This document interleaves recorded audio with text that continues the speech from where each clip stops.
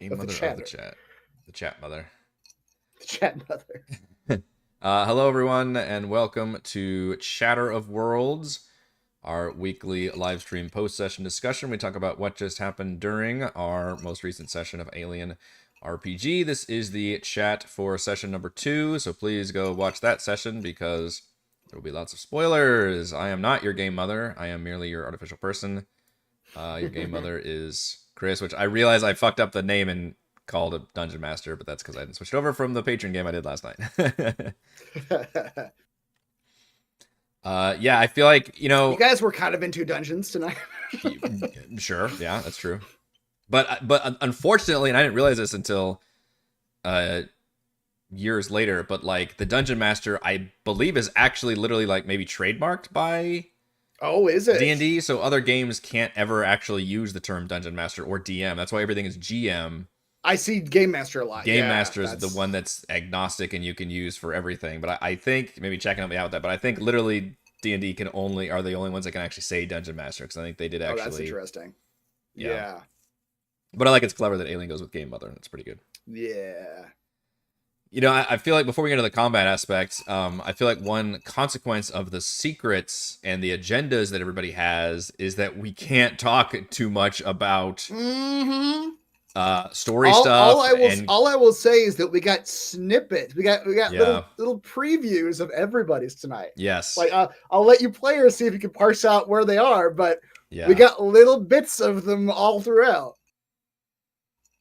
Yeah, well, I'm already Which I guessing. thought was really fun in terms of a preview perspective. But you're right, in terms of talking about it afterwards, there's a lot we can't talk about. Yeah. Yeah, that's true. I mean, do I wouldn't even want to like say there and speculate about stuff, or do we just want to not? It's tricky. Like, I don't know if I'm No, supposed to because talk about it. I want if you guys start speculating, I want you to speculate in character. Yeah, that's true. Yeah. So yeah, we can talk about what people did, but just without. Yeah, but even then, you can't even like say, "Why did you do that?" And you're just like, Right? Yeah. Who knows? Who knows yeah. why So they did that's that? the tricky. I do like the hidden agenda thing. That works very well, especially for a system like this. But for us that like doing this post show and talk about all those things, you actually can't get into like the weeds of all that as a consequence. Yep. We Exactly. can talk about though is the split party thing. Yeah. The fact that you, which I was worried at first, I was almost gonna message you. I was like, dude, you're spending a lot of time on our part of it and not going back to them. But then In the it very took me beginning, until later to realize, like, oh, it's because you wanted us to sync up with the same like action sequence. initiative. Yeah. So that Exactly. made sense. I want you to both be in initiative at the same time. That makes a lot of sense. The half of you in initiative, half of you out of initiative is way trickier to run, like timing wise. Yeah. Which we did at the end. At the end, you guys went into like social mode while they were still fighting the drone. Yeah. So that did work. But for me, it's easier if you guys are all in initiative. Yeah. But you're right. They did. And the problem is, this is such a bad thing to have a problem with. The problem is you guys role play too well. So everything takes a while because there's conversation and there's like actual like dialogue that happens with a lot of stuff where I'm like, I'm not sure if I'm just going to read this information. They're going to go, okay, thumbs up, information received, moving on. Mm-hmm. Or if they're going to be like, no, I want to like talk to this kid at the front desk and ask him questions and, figure out what he knows. And then, that kind of stuff. Yeah.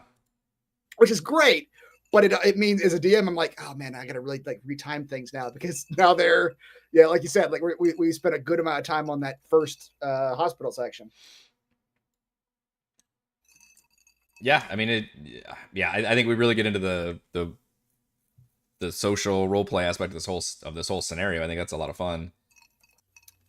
I will say also, it was fun to see, even though we just said we're not going to talk about it. But I did think it was fun that not even the like personal agendas, but the personal personality stuff that wasn't shared with everybody else didn't come into too much play on the first session. Like, because the first session was pretty like almost like detective work. It was kind of you all kind of took on that detective hat, but this time I feel like the personalities of the characters kind of came out more in this episode, which is ironic because it was a lot of combat. But we are Marines, so I guess that works too. Yeah. Were you so first of all, were you surprised that nobody died? Although Yes. it There's feels a like moment my where I character feel like almost died, but then we decided it didn't actually do that much damage. which I have to apologize for that. That is just me forgetting the rules for a second and then seeing what was on screen and going like, well, that must be right because it's on Yeah. screen. But it's a glitch where it says like base power or base damage. It's what it's doing is it's counting the number of dice you roll Yeah. as the base damage, and that's not what it is. Yeah. It doesn't do. I only realized it when it said base damage 8 on the drone. I'm like, that can't be right. That seems crazy. Yeah. That's too much. That's what you're basically just killing anybody who gets splashed. Killing anybody, yeah. Which reminds me, I think. Oh, she failed the roll. That's why. Okay, so this hasn't come into play yet. Never mind. There's an actual mechanic for when the acid encounters, like when armor blocks acid, but no one actually blocked any acid with armor this session. Yeah. Let's see, what do I want to think about? I did like the split party dual combat thing was interesting, and I like that it was a different combat situation. I guess the biggest thing I was surprised at is the fact that the first danger combat thing is just straight up alien attack. An alien, yes. I would have thought it would be a little more later on, and we'd have to deal with maybe like human enemies for some reason first or something as the first combat thing. Yeah, I couldn't tell you why it's like formatted that way, but that's just how it is in the book. It's on the title. We got to get people going with this, right? Yeah. Maybe it's. I feel like if I'm just conspiracy theorying here, speculating purely, I think there might have been a little bit of not blowback, but critique of this dude's first cinematic scenario that the aliens aren't in it, that no one actually saw a proper xenomorph. Because in that one, it's the abominations and it's the neomorph at the end, the white looking thing. Yeah. So maybe he just wanted to throw a xenomorph in immediately to be like, hey, you guys want a xenomorph? Here's a xenomorph. Have fun. Were you worried going into it, though, the fact that we were a split party and you knowing that, like, oh, shit, this, I guess, would have been before the start of this session, because obviously we knew, but, like, oh, shit, they have half the party dealing with an entire alien. Full adult alien. I was worried about that, and I wasn't sure.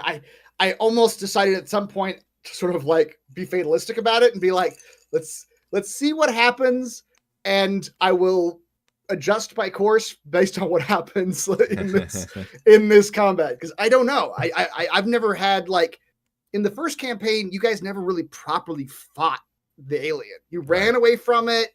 You know, had a couple encounters with it later on, but it wasn't the I think the way the first one ended, if I remember correctly, is the android being like jumped by the alien and the whole ship blowing up. So like no one actually killed the alien in that. Right. Yeah. None of us had that capability. So I didn't know how that was going to go. Now that I've seen it in action, I think I need to adjust the stat blocks a little bit, because I'm not spoiling anything. Let's say hypothetically, if you guys had to fight multiple aliens, I'm just like, this is going to take fucking forever. The time thing has me concerned. It's like, I didn't even necessarily mind how. I don't have a problem with him being. It's the D&D thing that we talked about with, like, what's the Cobalt Press books that are complaining about their too creatures. Many hit points. They have too many hit points. It's like them being deadly isn't a problem. That's fine. Yeah.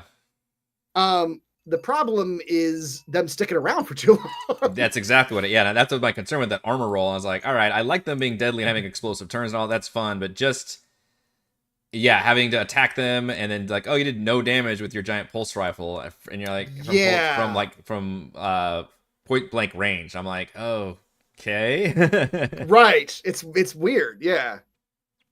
And it's also kind of not how the movies go, right? Like in the movies, if you shoot them from point blank range, you pierce them, and they are kind of glass cannon. I mean, they're not super glass cannon, but like they take damage and they die left and right. Like they get killed. It's just that they have the speed numbers, and they just obviously murder you if they're anywhere close to you.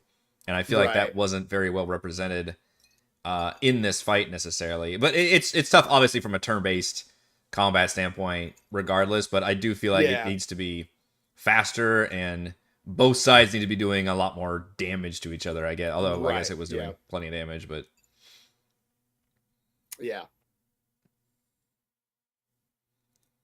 Yeah. And I actually read some advice when I was looking at people who've run this before, and one of their advices, which I'm going to follow now, is like make the first one be really tough, and make the rest from then on be a little more glass cannony. Oh, interesting. Because like the first one, it's kind of like how it happens in a movie, right? Like where the first one you fight, like it takes like 5 minutes in a fight scene to beat them, Yeah. and then after that, it's like, oh, okay, well now I can just cut to these guys left and right. Yeah, we don't It's have like to focus on the Mummy horror of movies. the first one. Yeah. Yeah, I could see that. Yeah, so that was the drone. And honestly, that was the one that was the most consequence of. Well, actually, they were both consequential for Big Split Party. But I feel like combat wise, that was the one that was the most consequential because you technically only had 2 players, and I could have jumped the dog catchers in there earlier. I could have brought the other Marines in there, but I'll be honest, I had a shit ton of stuff going on as a DM. Yeah. Like I had 2 different maps going on. I had, the last thing you want to do it was add more complication. Yeah. I think we all kind of forgot about the ABC full Marines until Reese said something about that. Like, oh Yes. yeah, you've got like, of course you would radio in and get back up there. Mm-hmm. That's explicitly what they're there for, is to call in for backup. So yeah. I'll remember that for next time though. Like if we need them to come in, the only thing we could have done is had us take those characters and control them in combat, but that gets complicated because they have their secret stuff on their that's true character sheet, and then if we need that character for somebody to be when they die, that gets real tricky about seeing that. Yeah, that's true. I did think about that briefly, but I was like, we actually can't look at the character sheets unless we're gonna embody that character. I could have given you guys Wayland Yutani thugs to control. That's true. Could have been the red shirt guys. Yep. Which I'll give you guys a little insight because this could have been deadlier. But I'll give you some insight in that the way the alien creatures work in this game. I don't choose the attacks. It's only got 6 attacks. Each creature only has 6 things that they do. And you privately roll a 1d6 at the beginning of the turn and say, what do they do this round? Okay. Now you as a DM, you can always be like, when you roll it, be like, I don't like that one. Yeah. I'm gonna do something else. Right. That's why you secretly roll it. Yeah. That's there's a few. I think the Beholder works like that in D&D, where it's like you're supposed to randomly roll for its eye rays and see which ones it activates. That is interesting. I could almost kind of tell. I was like, okay, you're rolling it and figuring out what it's doing as it rolls instead of figuring out what it's doing and then executing the roll. you can see me reading the description and be like, oh, what is this now? What's it doing? You're learning along with us. Almost the same. Yeah, exactly. I was like, this is a little fishy that seems like he's reading this for the first time. Like, oh, that's cool. They had a lot of like just... especially with Reese, they had a lot of just mental, like fear-based attacks too. They did, yeah. I imagine those as like the first Alien movie, the one engineer dude, the one of the Roughnecks. Yeah. When the alien just appears in front of him and he just like locks up, you know, like that kind of stuff. They lean into that a lot too. Yeah, which is cool. And I mean, the fact that there's a whole panic system, they should lean into that as a thing that happens. Yeah. It was just crazy that he kept on getting all and it obviously there's a domino effect with having more stress, and you end up rolling more panics and having to happen. I was concerned at one point, and I felt like I was probably concerned the entire combat, or the second half of the combat, that Silva and Dante were going to get into a panic loop and just not because the game seems to like trigger panic. It's like, oh, and if you have this happen, raise your stress, and you panic, and then you can panic and then have that also trigger like other people's stress and panic. It's just this huge like cascading effect. I'm like, all right, game, I appreciate you have this system, but like you start getting crazy with it real quick. Yeah. I was honestly, of all the actions that anyone could have taken, the fact that what Reese did was explicitly outlined as your players will probably do this. I was like, wow, book, good. Like usually those don't happen, because usually when the book says your players might do this or that, the players do something completely different.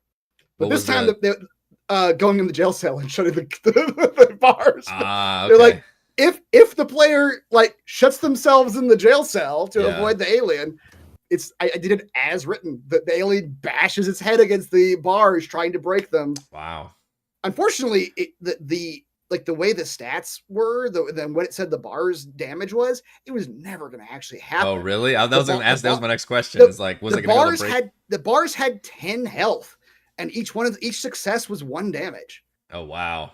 And it was getting 1 success every time it did it. So we could have done the worst common encounter ever, which is Heather never reopens the door. It sits there and bashes its head against the for bars 10 rounds. and for 10 rounds, and Reese just like slowly tries to shoot it or roll throw grenades or whatever. Yep. Man. Bit of a flaw. Yeah. And every time it's written, every time it does that, damage? Increases. It's taking damage, but every time it does that, it's increasing the stress of the person in the jail cell by 1. Oh, that is true. I didn't forget about that. Yeah, it was stressing him out. So that's also even more like Reese would also not have been able to do anything at some point because like the stress is going to go up by 1 each time. I don't have. I don't know if I can. I don't want to open their sheets, but I don't know what their stress levels got to be like. I can fucking roof from that first fight. Those two are pretty crazy. I think Mason's raid only is maybe at 1 or 2 still. I'm at 2, yeah. Because you got that one chest burster thing, but I think that's the only thing that happened when it first popped out. Yeah, Silva's at 6, Dante's at 5. Wow, stressful to fight one of those. It's stressful to fight one of those. Yeah. Now you can do some kind of like short rest mechanic, I think, where you can lower your stress. I think it's if you have a turn, which I think is between 5 and 15 minutes of unstressful activity, you can lower it by 1. But I think a couple of you guys, 1 or 2 of you may have the banter skill, which lets you lower it by 2 during that time. Interesting. And then you also, I'll have to remind everyone at the beginning of next session, you all can also spend 5 to 10 minutes interacting with your personal item to lower your stress by 1. You can do that once a day, so it's gonna be like only 1 time per. Is that what Mason did earlier, or was that just a role play thing? I think it was just a role play thing, right? It's role play. Yeah. Because that item does have a functionality where you can literally use it to lower your stress. To lower your stress. Yep, exactly. Yeah. Yeah. So I was interested in how the chest burster thing turned out because I had whole mechanics for if you guys didn't act, it was going to become like the scene in Aliens where they're like running underneath the table and you can't see them anymore. And like, you got to like either go in after them or leave it alone. You could leave it alone. But I knew you guys would want to kill it. And so the conflict between you and Wilson was always written down in my notes of like, Wilson will want this thing alive. Yeah. Now, unfortunately for her, you guys killed it well before she even got to the room. Yeah. But even then she wanted the corpse for her own ends. So originally I was thinking that you guys wouldn't even be in the room and you'd have the standoff before the fight in terms of like Wilson wants to go in and capture it. You guys want to kill it. And what happens next? Who wins? Okay. I had told Wilson to wait at the front and I was actually surprised that she's like, yeah, and she did. Yeah. Until she realized that like the thing was coming out. That was the like when she realized that he was reacting to something. It was that close to go time. Mm-hmm. Which I like that scenario, and I think you played it really well with the timing of it, where like we're talking to the doctor, and then like the chest burster thing's happening, and I'm like trying to get in there and try to stop it, and then you're like, no, it's popping out at this moment here, and it was all very tight pacing, and it made it very exciting. Yeah, it's tough because I'm glad you appreciate it, you guys like that because it is tough. We're like, as written, it's kind of I don't want to say railroady, but it is very much where they're like, your players don't get to try to remove the creature. Like as soon as they learn of the creature's existence, the creature decides now is the time to pop out. Right. Yeah. That's the plot timing. Yeah. Which I'm totally okay with. It's fun when the players like, I was still satisfied because I was able to get in the room and be in there and do all that and jump around and then. Yeah, I appreciate you jumping in like that. Like that was very like, okay, he wants to be in there. Yeah. Which I guess androids don't feel fear. So exactly. So this has been a fascinating character to play because usually I am, I would be very emotional about. I would be the Hudson character absolutely in a heartbeat. I'd be the screaming, like everything. But yeah, I feel like, all right, if I'm the one that specifically, and I would have like the 3 laws, like robotics or whatever. I'm like, all right, my job is to get in there Right. and I literally have the bodyguard skill, which I don't think came into play. I think that's where I like dive in front of somebody else. But Yep. I was like, I will get in there and block the door and make sure that this thing cannot hurt Mason.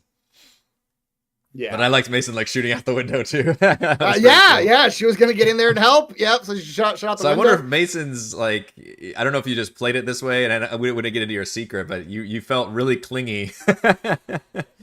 So I don't know if that's part of the secret or the role playing, and I don't want you to get into it. But that's the vibe that I got from your character. Is like, no, I do not want to be left either alone or without like my friend. And I liked it. Yep. Yep. Exactly. Which is I think we should have I thought it was very funny because that inadvertently put you two in conflict. Yes. I didn't see that coming. Yeah. When we started the session tonight, I did not see the fact that you would want to be by yourself to sort of be the sacrificial, like I'm going to protect everybody. Yeah. And Mason, like, no, I want to be with my friends. I want to be with my squad. Like directly clashing. Which like, I think is appropriate. Again, you'd think those happened later in the movie, but like characters like literally like screaming at each other, yelling at each other, and having to like resolve that in those high tense situations and arguing basically. So I like that there's a mechanic for that, which is just all right. Let's do a charisma off. Although both rolling 0 successes, we just stared dead eyed at each other. I didn't know how to handle that. I was like, there's no. It's not like there's an attacker and defender like in D&D, right? Where it's like, oh well, you're the attacker, so yes, it's like succeed. nothing. It's like we just. I think it literally like it was like, we stared at each other, and we probably have to like. There was probably an addition. I think we just immediately rolled again, but probably there would be additional lines of dialogue. Yeah, exactly. That would be like another roll, basically. Yep, for sure. But yeah, I appreciate you guys like just defying Wilson there and be like, nope, we're gonna like incinerate. We don't take orders from her. Yep. I was a little concerned. I was like, oh shit, are we gonna have to fight her freaking NPCs off? And I mean, you guys can deal with this next session if you want to, because you guys didn't hear technically. You just let it go. But Dante explicitly heard that somebody went back in and killed the witnesses in that hospital. like she literally I didn't know if that was going to come to blows, but it was also real late at that point. So it's like, even if that would have been a point of contention, it's too late to deal with. Yeah. I think we had, I don't know if I realized that as me, but I don't, as my character. Right. Would you realize that that's what's happening? Yeah. Would pick up on that. I'm not sure. Yep.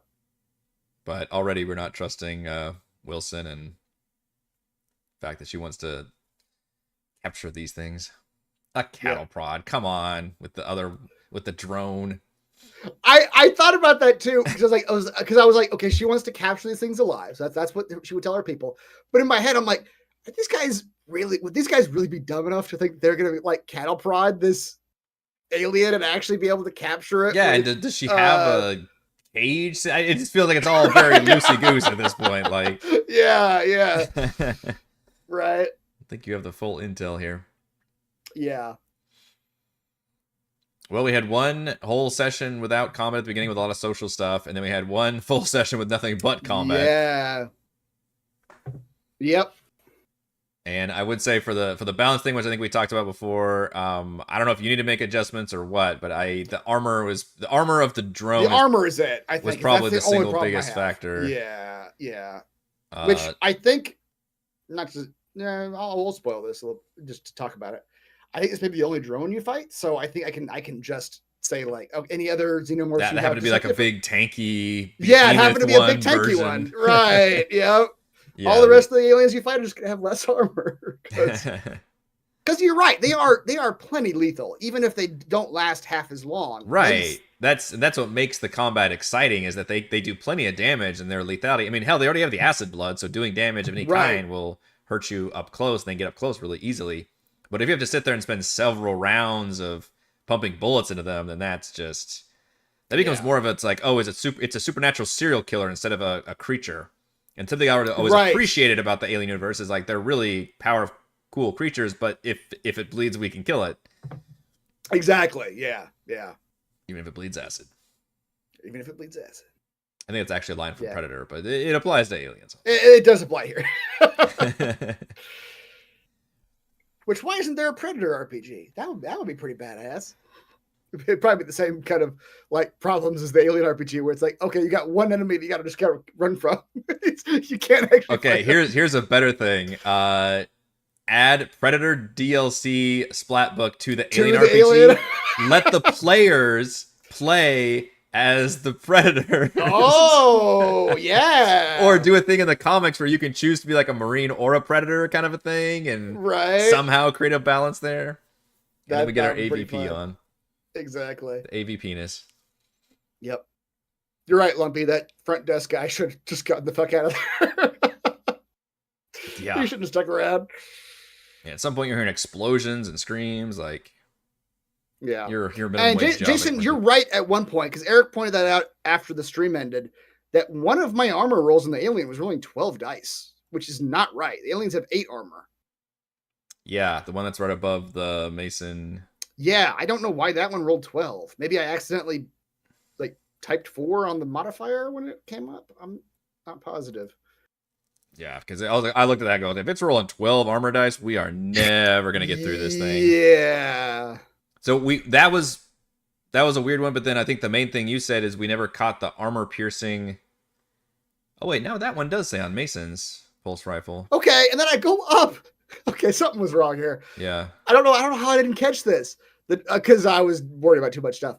If you go up like a ways, like a quarter of the way up the thing, the drone has an armor roll where he rolls 12, 13, 14, 15, 16 die. Oh, no, it was double armor. That one actually was legit. Never mind. That was a shotgun. Yeah. Yeah, so that means... So that was legit. That one was, yeah. They rolled double the armor, which is again, 16 I don't know dice. if I don't know if I even like that, because like even with a shotgun, you should be able to like shotgun an alien. You know, it kind of means that you'll never be able to shotgun an alien, because it's like right. He rolls 16 dice. Yeah, you're never gonna do anything. Yeah. I guess I never saw a shotgun. If it can damage an alien, I don't know if that ever came up. I don't see anybody using a shotgun, but like, I feel like that would still do damage. I feel like it would work. Yeah. That's crazy. Yeah. Yeah, for some, so on Mason's it does say armor piercing, but I think on Dante's and Silva's, whenever they use their pulse rifles, oh no, Silva's does say that too. Damn, we just missed that. I think we just missed it. I think we just straight up missed it. Yeah, it says armor piercing. Got 0 successes on one. It didn't help that our dice rolls also sucked. That's true. We actually had some bad dice rolls tonight, for sure. Like, Reese rolled 10 dice on this pulse rifle shot. 6 black dice and 4 yellow dice, it looks like. And 0 successes. That's wild. Which, according to the thing, it should have like a 96% chance of success. Yeah. Like, fuck. Absolutely. Yeah, so the dice were not kind to those two specifically fighting the drone. The dice were being very unkind to them. But Reese was making his stress rolls like that was pretty funny. He was making all those stress rolls. Yeah, Heather rolled 12 dice here with 2 successes, and then the drone on 8 dice rolled 3 successes, so no damage. That was when I was like, oh fuck. Oh yeah, exactly. It's like, oh shit, this they're not going to damage this thing. Yep. I wonder if, as the DM, if I should keep the armor rolls to myself and just sort of describe it, so I have a little bit more control over that end of things. I don't know. No, it is. So I guess, yeah, because I'm trying to think if they don't have an armor class, but in terms of a to hit, but the to hit is your initial roll, so you are actually having to roll to hit them, which is your success. But your success is also your damage in a way. It is, yes. But then the enemy also gets to roll the armor, which that does slow things down. It's something I appreciate from D&D, right? There's not opposed rolls. There's not opposed rolls unless you're doing a saving throw. But if you're doing a saving throw, it's the player who's not making the roll. There's only ever like one roll in combat, and that really helps speed things up. Yeah. Whereas here, you're having to do a call and response which every time. Yeah. slows things down. Yeah, so you have to make an armor roll to everything, to all the attack rolls already. Yep. Yeah. So that's And a lot something of I it appreciate is- from 5e's design, I guess, is you only have to do the one. And somebody made the joke because this is a function of the fact they kept the damage numbers low and the health low. Somebody made a joke and you commented on it during the session that like, the gun does as much as the scalpel. Yeah, it's weird, but it is a function of like everybody's got 4 health, so you can't have a gun that does 5 damage. You know what I mean? Like it's just the numbers have to be in like a reasonable range. But that means then make the scalpel do 1 damage at least. Fuck. Yeah. The scalpel doing 2 damage is kind of funny. I mean, the gun can shoot scalpels at long range, I guess, is the advantage. Right. So yeah, exactly. Yeah. Yeah, that's pretty nuts. I guess they're armor piercing, whereas the scalpel is not. Yep. There was only one time tonight that I thought, okay, a player might die here. And that was at the very end when the Weyland-Yutani thugs were dead and the alien turned back on Silva. I was like, depending on what I roll right now. That's when you rolled the fear, right? I rolled the fear one, yeah. Or you rolled just that it would trigger playing. Yeah, it was like playing with your prey or something like that. Let's go up. Playing with its prey, yeah. Which I think is like the 3 or something of the 6. Which is just, it knocks him down and just freaks him out. And he rolled the runaway as part of his panic. Right. That was the panic roll, was the flee. Yeah. So that one could have been a death for Silva. Possibly. I think Silva still had like 4 health, I think. 3 or 4 health. So she still had some health in her, but a bad attack out of the alien right then would have been bad. Technically, flee was probably the best thing you could have run, because then you put distance between it and you get to lower your stress, whereas it could have been like, oh, I freeze. And then is Heather still going to fire that RPG? I was concerned about that. I was like, if she's still RPGs this thing next to the that's going to not only blow him up, but also the acid, like he's not surviving that. Yep. I would be very fascinated if she would still pull the trigger on that. Yeah. Which maybe that's part of, I don't know, she's already got this crazy D6 thing, but maybe that's part of her character thing, and she's like, fuck it, I'm just gonna kill this no matter what. Right.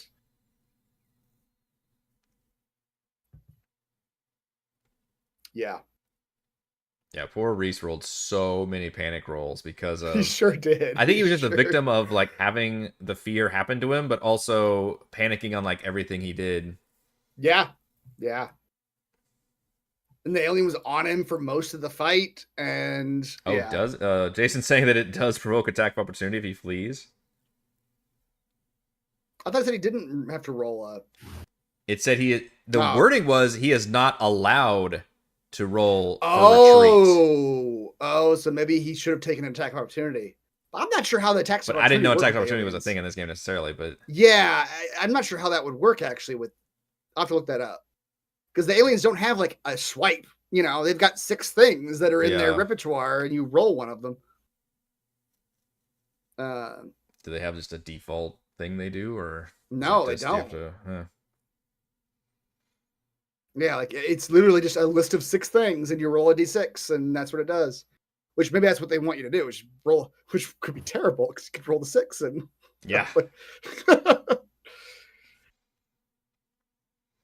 Many weapons are armor piercing. I would house rule double the base damage of guns. That may be what happens later on. Like guns just get more powerful as they go on. We've got our Xeno killing ammo now. That's right. Pulse rifles also have a bonus to hit and can auto fire. Yeah, the bonus to hit is built in. That's built into the weapon. The auto fire didn't come up this session because I believe full auto is like if there's many enemies in front of you and you want to like do damage. Spray and pray, yeah. Bonus to hit and armor piercing, that could change things. Yeah. Yeah, honestly I think I'd rather make changes to the aliens than I would make changes to the players' weapons and stuff. Yeah. Makes sense. You'd rather, because you've got more control over that. Right. fleeing there does give an attack opportunity. Yeah, maybe he should have taken advantage of attack opportunity. That could have been really painful, especially whether it's still RPG. I'm just imagining the alien like just grabs Silva by the head and just holds her there, and then Oh wow! It's like, well, RPG comes. Yeah, it's like, yeah, you're fucked anyway. All right. Anything else about session 2? It definitely was a long one though, getting through all the. It's a long one, yeah. Yeah, you said we only got through 50%, and then we went like later than 30 over, 30, Yeah. 40 over, yeah. I Something mean, like we that. started late, but that's per usual. Yeah. I'm gonna have to like really look at look at the sessions up coming out. And be like, how do I streamline this a little bit? Yeah. Because this is how long. Because I mean, like I said, we didn't have much combat in the first campaign. Right. So if this is And how then, much I remember you saying that was a concern going into this one. You're like, the only thing I Yeah. don't know is like how the combat flows and how quick it is, and Yeah. at least from here, I feel like the multiple factors kind of slowed things down. Yeah. All right, I think that will do it for this chatter of. I was going to say Chatter of the Gods. That's not right. It's Chatter of Worlds. The first one was the Chatter of the Gods. Shadow the Gods. Yeah. Thank you to Raymond. Thank you to Chris as Game Mother. And thank you to all the wonderful fans for watching. And we will see you next week with more alien goodness. More Destroyer of Worlds. Yeah.